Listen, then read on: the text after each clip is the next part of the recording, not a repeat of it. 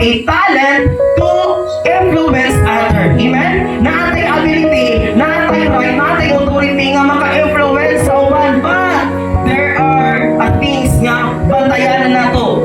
Pwede ka mahimong good influence o pwede ka mahimong bad influence. Sa kadapit galing nga hawod. Hello?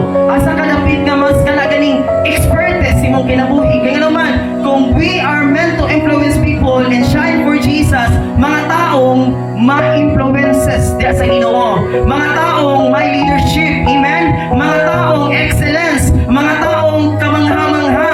Why? Because we want to influence them for the Lord Jesus Christ only. Kay mga friend or mga pinsan or asa mga reunion nga mga worldly, makamantay ka nga maski sa ilang mga action, murag matakdan ka. Pag ikaw man noon ang na-influensyahan, hello?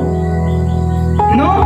Marag ikaw naman noon nga na-influensyahan, usa man na itapuan ni. Kaya nga naman, kulang o mga pag-ampo.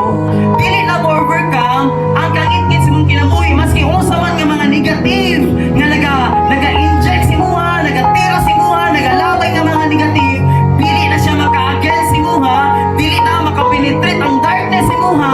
It because the light of the Lord is within us. Atong plakpakan, tumbay nga Diyos sa